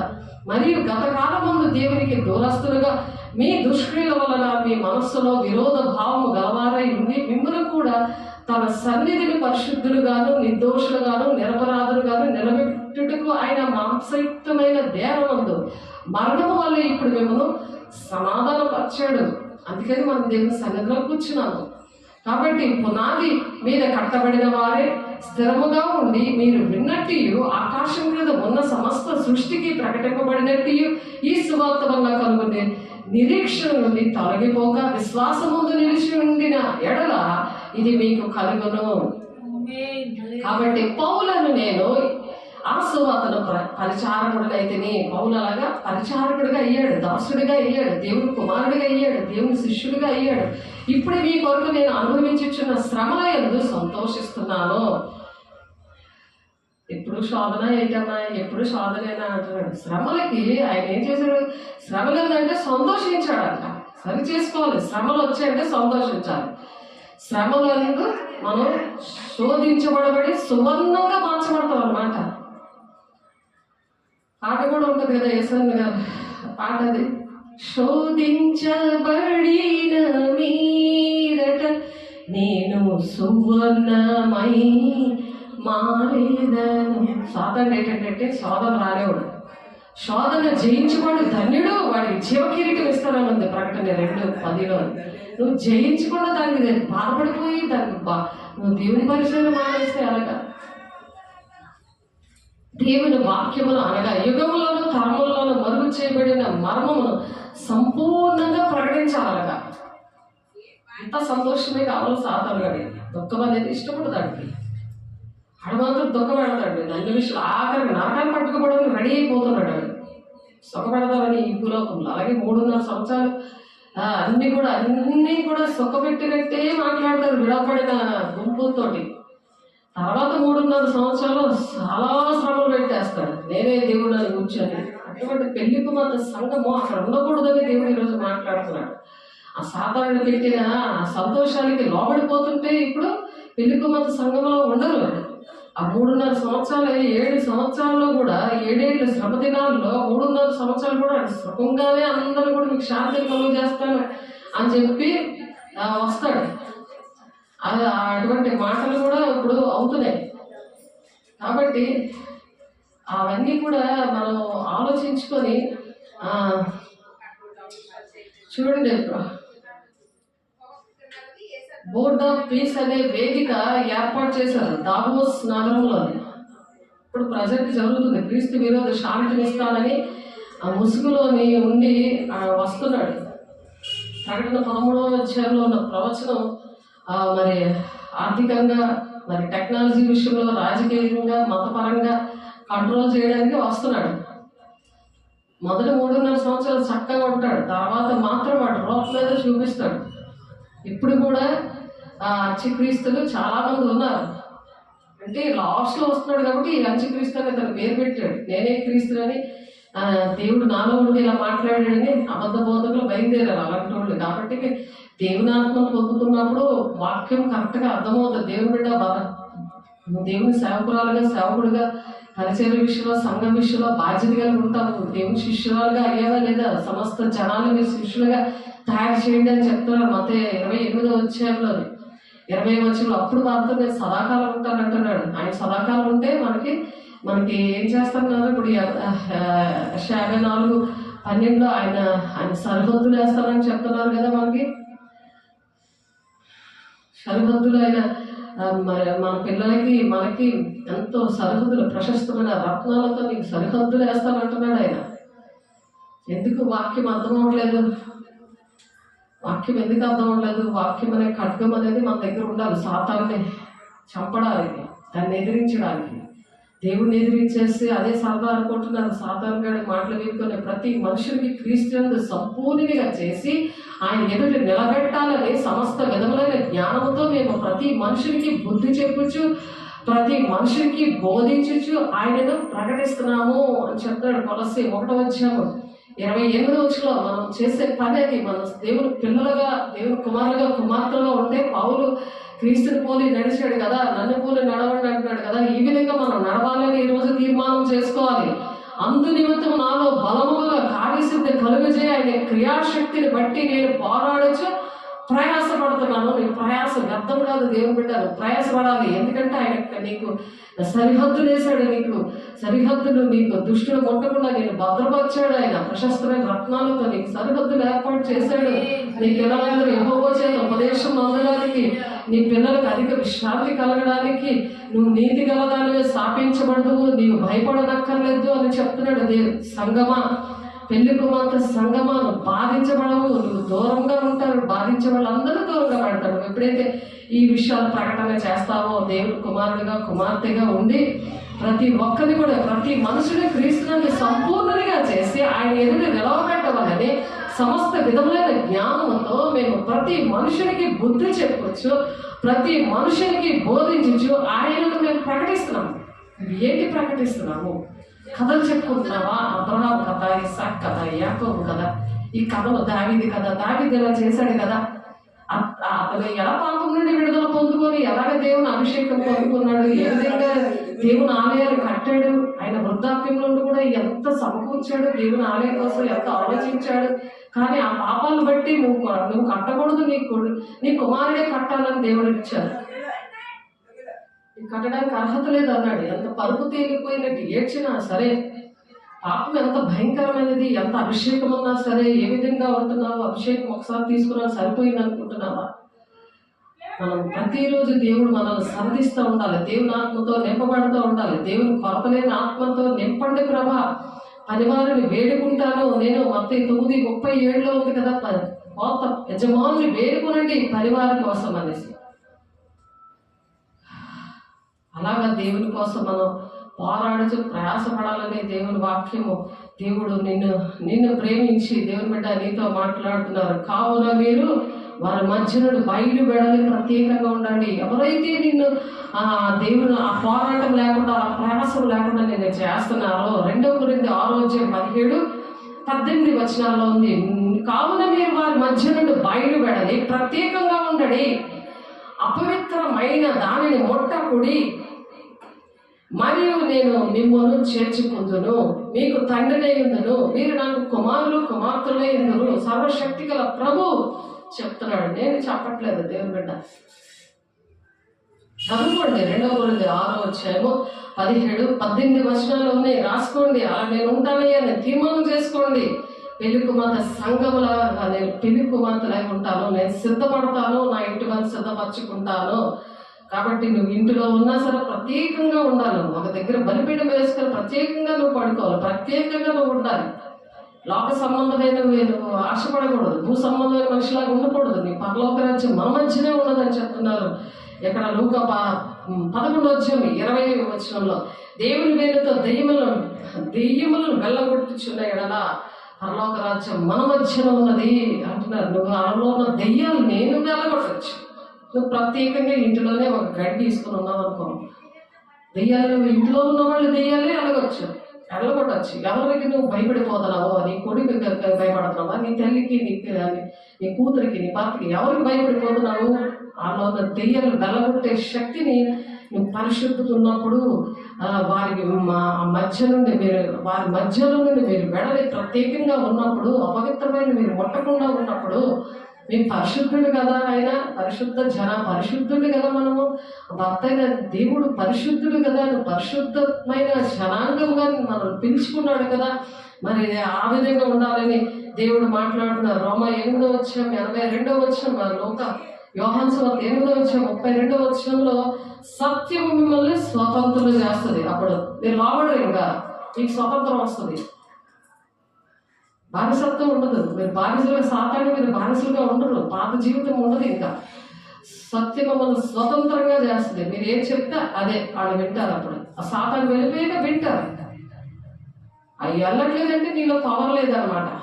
అది దానికోసం దేవుని దగ్గర దేవుని అభిషేకము పొందుకోవాలి, పరిశుద్ధత మెయింటైన్ చేయాలి, ప్రతిదీ కూడా ఒప్పుకొని విడిచిపెట్టాలి, దేవుని ఆజ్ఞలు, కట్టలు, విధులు అన్నీ కూడా పాటిస్తూ ఉండాలి. అప్పుడు ఆ దుష్టుడు నీలో నుంచి వెళ్ళిపోతాడు, నిన్ను అభిషేకిస్తాడు. నువ్వు నీ ఇంటిని, నీ కుటుంబాన్ని, నీ దేశాన్ని, నీ గ్రామాన్ని రక్షించుకోగలవు. దేవుని బిడ్డ మరి యెషయా 55:3 చెవి యొగ్గి నా ఎద్దుకు రండి, మీరు వినిన ఎడల మీరు బ్రతుకుదురు, నేను మీతో నిత్య నిబంధన చేసేదను, దావీదునికి చేసిన శాశ్వత కృపను మీకు చూపెదను. శాశ్వతమైన కృప చూపించాడు దావీదుకి.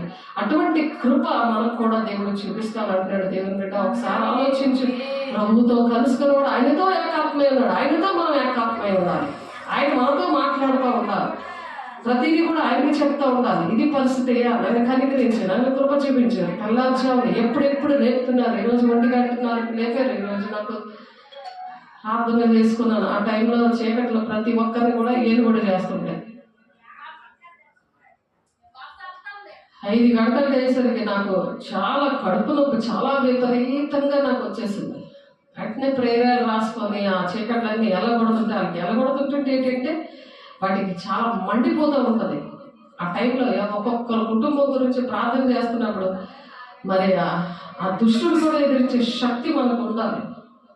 వెంటనే ప్రార్థన చేసుకున్నప్పుడు చక్కగా ఫ్రీగా ఆ నొప్పి గట్ట అన్నీ కూడా తగ్గిపోయాయి. చూడండి, ఎవరైనా చేస్తారా? పెళ్లి కుమారుడు కలిగి సృష్టికర్త అయిన దేవుడు భర్తగా ఉండే మనకు అన్నీ చేస్తాడు. మన బాధ, మన కష్టం అన్నీ కూడా తెలుసుకున్నవాడు ఆయనే. పోరాటం, ప్రయాసపడ్డం, యుద్ధం చేసినప్పుడు మన గాయాలు తగులుతాయో లేదా? నాకు వాళ్ళ చీకట్లు నాకు వచ్చేస్తాయంటే మరి దేవుని రాజ్యాన్ని ఎలా కడతాము?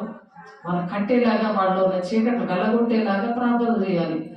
కుటుంబం కోసము, సంఘం కోసము, మనకు దేవుడు ఎవరో చెప్పారు వాళ్ళ కోసము బలంగా మనం ఉండి ప్రార్థన చేయాలి. దేవునితో మనం ఏకాత్మయే ఆయన ఉండాలి, ప్రభువుతో కలుసుకుంటూ ఉండాలి. ఆయనతో కలుసుకున్నాడు, ప్రభుత్వం ఏకాత్మయ్య ఉన్నాడు. ఆయన 1 కొరింథీ 6:17 ఉన్నట్టుగా దేవునితో మనం ఏకాత్మగా ఉంటాం. పరలోక రాజ్యం మనలో నివసిస్తూ ఉంటుంది. మన హృదయమే పరలోక రాజ్యం అన్నమాట. అక్కడ దేవుని సన్నిధి ఉంటుంది, నీకు సంతోషం ఉంటుంది, నీకు సమాధానం ఉంటుంది. అక్కడ ఏ లోటు ఉండదు కదా, కన్నీరు ఉండదు, కలత ఉండదు, ఏమి ఉండదని వాక్యం చెప్తుంది కదా. ఆయన సన్నిధి అంటే ఏంటనుకున్నారు? ఆయనతో కలుసుకున్నప్పుడు ఆయన సన్నిధి మనలో ఉంటుంది. మరి మన కోసం ఆయన పాపంగా మారాడు కదా. ఆయన తండ్రి మరి దేవా నన్ను ఎందుకు చేయి విడిచామని దేవుడు మరి అక్కడ దేవుడిని అడుగుతాడు. మన కోసం ఆయన పాపం అయినట్లుగా మనము కూడా వాళ్ళ పాపాల కోసం మనం కూడా ప్రార్థన చేసినప్పుడు మనకు అటువంటి పరిస్థితులు వచ్చినప్పుడు దేవుని దగ్గర వెంటనే మనకు విడుదల కూడా దేవుడు ఇస్తాడు ఆ స్పాట్లోనే. ఏ మాత్రం వేసుకోలేదు, మనకి అంతగా ఆదరణ కలుగుతుంది. మాత్రం అయితే అది తగ్గుతుంది, మళ్ళీ వచ్చేస్తుంది. కానీ ఇది శాశ్వతంగా ఉంటుంది. భూది గంతముల వరకు మనం సాక్షిగా ఉండాలి. పరిశుద్ధాత్మ దేవుడు మీలోకి వచ్చినప్పుడు మీరు శక్తిమంతులు అవుతారు. యోదయ సమరయ దేశంలో అదంతా మీరు సాక్షిగా ఉంటారు. వేరే టాబ్లెట్లు వేసేసుకుంటారు, మీరు టాబ్లెట్ పెట్టుకుంటారు పక్కలోని. అది జీవితం కాదే. దేవునితో మాట్లాడుకోవాలి. ఏ టాబ్లెట్ లేకపోయినా సరే దేవుడు ఆ విధంగా విశ్వాసం లేకుండా దేవుడికి ఇష్టడే ఉంటే అసాధ్యము. ఆయనే డాక్టర్, ఆయనే లాయరు, ఆయనే ఇంజనీర్, ఆయనే మన గృహాలు కట్టేవాడు, దేవుడు ఆలయాలు కట్టేవాడు ఆయనే. ఆయన నువ్వు మాత్రమే చేయగలవయ్యా అనేసి మనం అందుకే పాట పాడుకున్నాం. దేవుని మాటలు మరి దేవుడు అంతగా మనల్ని బలపరుస్తున్నప్పుడు మళ్ళీ మనం ఎలా ఉండాలి? సాక్షులుగా ఉండాలి. దేవుని బిడ్డ ఆయనకి సాక్షులుగా ఉండాలి. మళ్ళీ ఆదివారానికి సాక్షులుగా ఉండాలి. 1 పేతురు 1:19-20 ఆయన ప్రాణం ఇచ్చి మనల్ని కొనుక్కున్నాడు. ఆయన ప్రాణం ఇచ్చి కొనుక్కున్నాడు. మనం ఎవరైనా కొంటున్నామా? మనం ప్రాణం ఇచ్చేసి ఎవరైనా కొనుక్కుంటున్నామా? అలా మన మాట వింటున్నారా? ఆ కోసం మనం ప్రాణం పెట్టేవారుగా ఉంటున్నామా? ఆ కోసం ప్రార్థన చేసినప్పుడు వాళ్ళ చీకట్లో పోయి వాళ్ళకి జీవితాలు ఎన్ని కార్యాలు దేవుడు చేశాడో వాళ్ళందరినీ ప్రాణం పెట్టి కొన్నట్టే, ప్రాణాలు తెగించి కదా వాళ్ళ కోసం చేస్తాము. వాళ్ళ చీకట్లో మనలోకి వచ్చేస్తాయనేసి దేవుడు బాధపడితే దేవుడు పిల్లలు, దేవుని దాసులు, దేవుని కుమారులు కుమార్తెలు బాధపడరు. వాళ్ళని చేతి వేసి ప్రార్థన చేస్తారు, వాళ్ళు ప్రేమిస్తారు. ఒకసారి వినకపోయినా 2 సార్లు చెప్తారు. ఎన్నిసార్లు చెప్పిన మీరు డిస్క్రిప్షన్లో వస్తే మీకోసం దేవుడు మాట్లాడే విషయాలు ఎన్నో ఉన్నాయి. అవన్నీ మీరు జ్ఞాపకం చేసుకోవాలి. దేవుడు లెక్క అడుగుతాడు. అడిగిన తీర్పు ఉంటుంది. నాకు మీరు వినకపోయినా చెప్పాలి. ఎస్కేల్తో చెప్తాడు, వారు తిరుగుబాటు చేసిన జనాంగం కాబట్టి వారు వినకపోయినా నువ్వు చెప్పు. అపవిత్రులుగానే ఉండదు, పరిశుద్ధులుగా ఉండదు. వారి క్రియలు చెప్పు నేను జీతం సిద్ధపరిచించాను అంటున్నాడు. ఆ జీతం ఏంటో ఒకసారి ఆలోచించు. దేవుని బిడ్డ, దేవునికి ఇష్టంగా నేను బ్రతుకుతానని ఈరోజే తీర్మానం చేసుకో. బాధ్యత ఉన్న వాళ్ళకే దేవుడు ఆ ప్రకటన గ్రంథం గురించి చెప్తారు. ఎందుకులే ఆ ప్రకటన గ్రంథము? అది చదివితే దెయ్యాలు పడతాయి. అది చదివితే ఏదైపోతాయి బోధిస్తుంటారు తప్పుడు బోధకులు. వాళ్ళు చదవరు, వాళ్ళు చేయరు, వాళ్ళు చేయరు. ఎందుకు దెయ్యానికి భయపడతారు? దేవునికి భయపడాలి కానీ దెయ్యానికి భయపడటం ఎక్కడ ఉంది? ఎంత విచిత్రం! దేవుడి మీద తిరగబడి చేస్తారా, దెయ్యాలను లోపడుతున్నారు? ఒకసారి ఆలోచించండి. దేవుని మాటలు మనం లోపడినప్పుడు ప్రకటనలకు అర్థమవుతేనే మనకు బాధ్యత కలిగి ఉంటే మనం దేవుని రాజ్యం కట్టడానికి సంఘం పట్ల, సేవకుల పట్ల మీరు బాధ్యతగా ఉండి కోత విస్తారం ఉంది. పనివారు కొద్ది మంది ఉన్నారంటే మీకోసమే దేవుడు ఆయన చింతిస్తున్నాడు. మీకోసమే దేవుడు చింతిస్తున్నాడు. అది క్షణం కూడా కన్నీరు కారుస్తున్నాడు. ఆయన విజ్ఞాపన చేస్తున్నాడు. చాచిన చేతులతో పిలుస్తున్నాడు. సమస్తమైన భారం మోస్తున్న ప్రజలారా నా దగ్గర అంటే మీకు విశ్రాంతి కలుగు చేస్తానని. ఎంతో నెమ్మది ఉంది, శాంతి ఉంది. శాంతిని అనుగ్రహించే దేవుడు మాత్రమే శాంతిని అనుగ్రహిస్తాడు. దేవుని బిడ్డ, అపోస్తుల ప్రవక్తల సంఘానికి పునాదులుగా దేవుడు వేశాడు. యోబు 3:1-5 ఆ విషయాలు ఉంటాయి. ఎఫెసీ 4:13 కూడా ఆ విషయాలు ఉంటాయి. ఎఫెసీ 2:20-21 ఒకసారి చూద్దాం. ఎఫెసీలు రాసిన పత్రిక 2:20-21 ఆయన ద్వారానే మనం ఉభయులము ఒక్క ఆత్మీయ తండ్రి సన్నిధిని చేరగలిగి ఉన్నాము. కాబట్టి మీరిక మీదట పరజనులను పరదేశులై ఉండక పరిశుద్ధులతో ఏక పట్టణస్తులను దేవుని ఇంటి వారే ఉన్నారు. నేను బయటికి వెళ్ళిపోయాను, నేను ఆ ఊర్లో ఉన్నాను, ఇక్కడ ఇల్లు కట్టుకొని సెటిల్ అయిపోయానంటే కుదరదు. ఏక పట్టణస్తుల్లో దేవుని ఇంటి వారే ఉన్నారని గుర్తుపెట్టుకోవాలి. అందుకే యూట్యూబ్ ఛానల్లో దేవుడి స్టేటస్లోని, మరి ఫేస్బుక్లోని, వాట్సాప్లోని ఎందుకు దేవుడు వార్తలు పంపిస్తున్నాడు. ఏక పరిశుద్ధులతో ఏక పట్టణస్తులు దేవుని ఇంటి వారే ఉన్నారు మీరు. కాబట్టి క్రీస్తు యేసే ముఖ్యమైన మూలరాయి ఉండగా అపోస్తులు ప్రవక్తలు వేసిన పునాది మీరు కట్టబడ్డారు. మీ సావులకి ఏ దర్శనం ఉందో, మీరు బాప్తిసం తీసుకున్న వాళ్ళందరూ కూడా మీరు ఆ పునాది మీద మీరు కట్టబడ్డారు. కాబట్టి ఆ మూలరాయి క్రీస్తే ఉన్నాడు. నేను కాదు, అక్కడ ఆయన క్రీస్తే ఉన్నాడు. ఇంటికి మూలరాయి ఎలాగేస్తారో ఆ మూలరాయి ఎక్కడ ఉంటుందో అలా బిల్డింగ్ తయారవుతుంది. తయారు చేశాడు, అలా కట్టాడు. నువ్వు ఎక్కడున్నావు? ఏదో పట్టణం వెళ్ళిపోయాను నువ్వు సాకులు చెప్తున్నావు. నేను సాతాను నీలో ఉంది, నాకు సంబంధం లేదనుకో, నువ్వు ఎక్కడ పడితే అక్కడ దూరిపోవడానికి కాదు. నీ పిల్లల్ని నువ్వు కన్ని పెంచుతావు, ఎవరో మీ ఇంట్లో దూరిపోయి అమ్మా అంటే నీకు ఎలా ఉంటుంది? పళ్ళు రాలుంటేవా? మరి దేవుడు ఏం చేస్తాడు? నేను ఒకసారి ఆలోచించు. ప్రతి కట్టడంలో ఆయనలో చక్కగా అమర్చబడి ప్రభువునందు పరిశుద్ధమైన దేవాలయం ఒకటికు వృద్ధి పొందుచున్నది. ఈ ప్రవక్తలు వేసిన పునాదుల మీద కట్టబడాలి. మీరు కట్టబడినప్పుడు పరిశుద్ధమైన దేవాలయం అవుతారు. మీరే పొందేసుకుంటున్నారండి పరిశుద్ధాత్మని, మేము పొందుకోలేకపోతున్నాము అంటున్నారు. అదే నువ్వు దూరం అయిపోతావా? దగ్గరుంటే కదా పరిశుద్ధాత్మ దేవుడు నీళ్ళకి వస్తాడు. నువ్వు ఎంత దూరం అయిపోతున్నావు, నువ్వు బాధిస్తున్నావు కాబట్టి నేను దూరంగా పెట్టేశాడు. నువ్వు అక్కడైనా నువ్వు యూట్యూబ్ ఛానల్ చూసైనా ఫోన్లోనైనా ఉండాలి కదా. దేవుని ఆజ్ఞలు పాటించు, ఆయన కట్టడలు విధులు ఏమి ఇష్టం ఉండదు. ధనాపేక్షతో నా రాజ్యం నేను కట్టుకుంటాను, సాతానికే లోబడిపోతాను, నేను మనుషుల వైపు చూసే నడుస్తాను, నేను ఇప్పుడు సేఫ్గా ఉన్నాను కదా అనుకుంటున్నాను. దేవుని బట్టి ఏమి నీతో రావు, నాతో రావు, నువ్వు సిద్ధంగా ఉండాలి. దేవుని రాజ్యం కట్టడాలి, పెద్దకొంత సంఘంగా నువ్వు సిద్ధపడాలి. మూర్ఖులకి తరవాళ్ళు వేరే ఉండాలి. నువ్వు ఎక్కడున్నా సరే ప్రత్యేకంగా ఉండాలి. చేపకు ఉప్పు పట్టుకోకుండా సముద్రంలో ఎలా పట్టుకుంటుందో అలా మనం బ్రతకాలి ఈ లోకంలో. ఉప్పు చాలు నోట్లో ఉప్పు పెట్టుకుంటే కసల్లో ఉంటే తుప్పాలు ఉమ్మేస్తాడు దేవుడు. నువ్వు అంటే వెచ్చగానే ఉండాలి, నువ్వు వెచ్చగానే ఉండాలి, లేకపోతే నోటితో నేను ఉమ్మేస్తాను అంటున్నాడు. అటువంటి పరిస్థితి ఉండకూడదు. దేవుని బిడ్డ ఆయనతో మీరు కూడా ఆత్మ మూలంగా దేవునికి నివాస స్థలమై ఉండుటకు కట్టబడుచున్నారు. ఆయనతో ఆయనలో మీరు కూడా ఆత్మ మూలంగా దేవునికి నివాస స్థలమై ఉండుటకు, నివాస స్థలమై ఉండడు. ఆయనకి నివాస స్థలముగా మనల్ని ఏర్పాటు చేసుకున్నాడు. మనం అలా కట్టబడాలి. ఎఫెసీ 4 అధ్యాయంలో కూడా ఉంటుంది ఆ మాట. చూడండి, ఎఫెసీ 4 అధ్యాయంలో 14 వచనం, 12, 15 వచనం చూడండి. 15 వచనం చూడండి. ఎఫెసీ 4:15 ప్రేమ కలిగి సత్యము చెప్పుచు క్రీస్తు కలిగి ఉండడానికి మనం అన్ని విషయంలో ఎదుగుదము. అలా ఎదుగుతూ కట్టబడాలి. ఆయన శిరస్సే ఉన్నాడే, ఆయన నుండి సర్వ శరీరము చక్కగా అమర్చబడి తనలో ఉన్న ప్రతి అవయము తన పరిమాణము చొప్పున పనిచేయుచుండగా ప్రతి కీలు వల్ల కలిగిన బలము చేత అతుకబడి ప్రేమయందు తనకు క్షేమాభివృద్ధి కలుగునట్లు శరీరమునకు అభివృద్ధి కలుగు చేసుకుంటుందంట. ఏసే శరీరం ఏది? సంఘం అంటే. నువ్వు సంఘం అంటే వేసే శరీరాన్ని నువ్వు గాయపరుస్తున్నావు. ఆయన 32 కొరడా దెబ్బలు కొడుతున్నావు. దేవుని బిడ్డ ఒక ఆమెకి చూపించాడు కూడా, బాల సిలువతో పడిపోయాడు. ఆయన కొరడా దెబ్బలు కొడుతుందంటే ద్రోహం చేసావు, తిరుగుబాటు చేసావు. ఆయన 32 కొరడా దెబ్బలు కొట్టమంటే ఆయనకి వీపు చూపించావు. నీకు ఎన్ని దేవుడు కార్యం చేసినా నాకు ఏం చేయలేదని చెప్తున్నావు. శరీరానుసారమైనవి నీకు నెరవేర్చబడాలి. పరలోక సంబంధమైన వద్దు, భూ సంబంధమైనవి శరీరానుసారమైనవి నీకు కావాలి. దేవుడు ఎప్పుడు అది నువ్వు ఆత్మ సంబంధంగా ఎప్పుడైతే నువ్వు అడుగుతావో ఆత్మ సంబంధమైనవి దేవుడిని అన్ని తాగేసావు కదా. ఫలాలన్నీ కూడా మరి దేవుడు చూపించారు నీకు. ఆ వరాలన్నీ పోయినట్టు చూపించారు. ఆ ఫలమంతా బస్సులోంచి ఆ పళ్ళతోటి పళ్ళ బొట్టనే పారేసావు నీ చేతులతోటే. నువ్వు అది దిద్దుబాటు చేసుకుని దేవుని సన్నిధికి రావాలి. దేవుని సన్నిధి సేవకులతో నువ్వు సమాధానం పడాలి.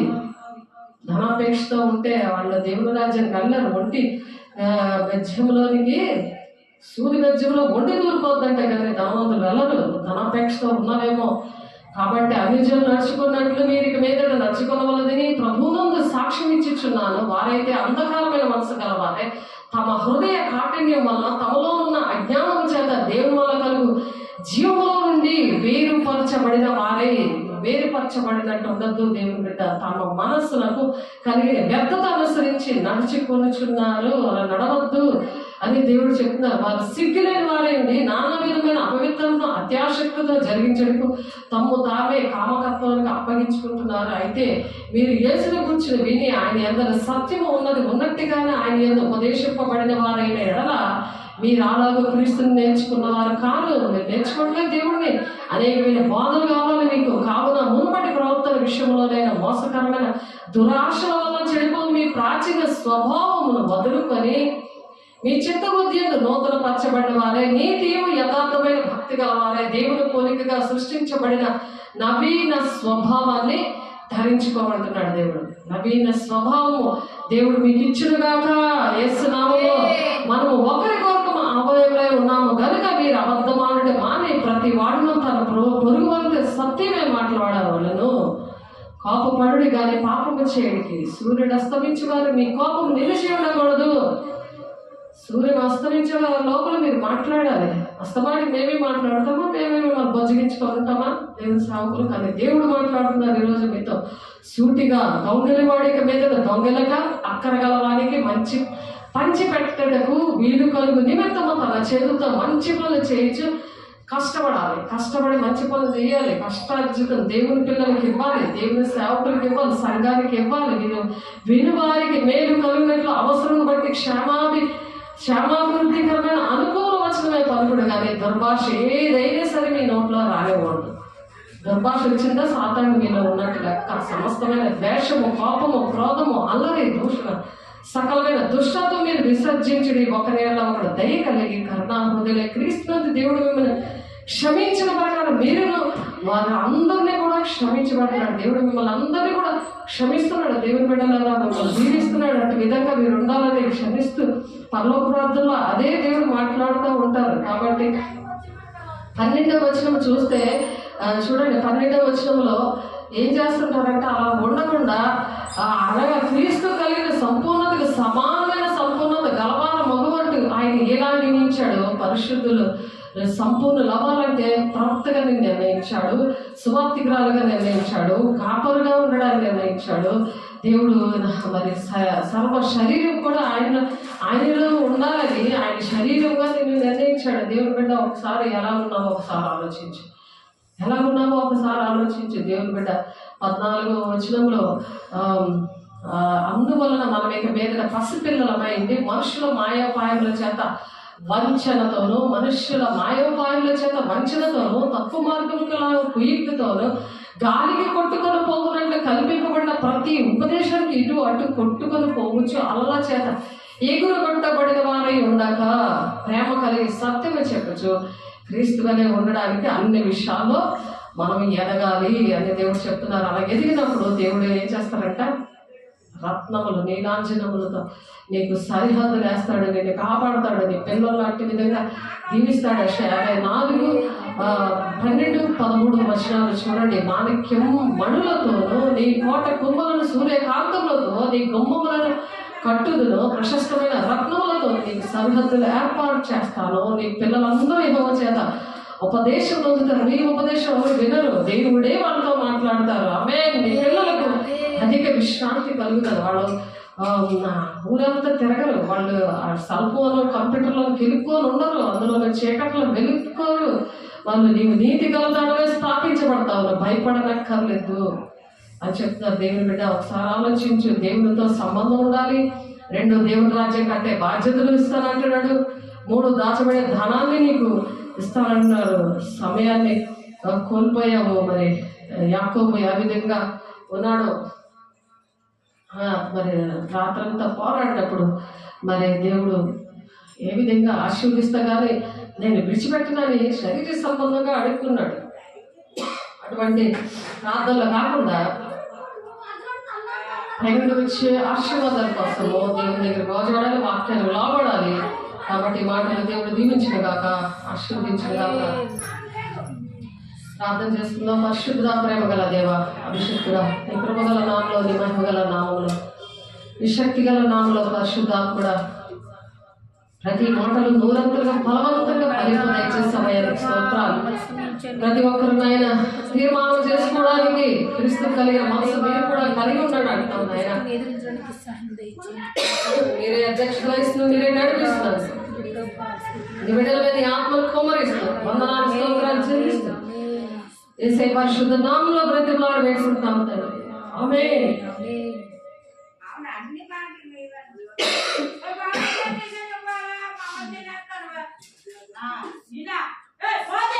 తండ్రి యొక్క కుమారి యొక్క కృప, పరిశుద్ధాత్మిక నిత్య సహవాసం సదాకాలము తోడే నడిపించును. ఆమేన్. మహిమ కలుగును గాక. దేవుడు ఆశీర్వదించును గాక. ఆమేన్.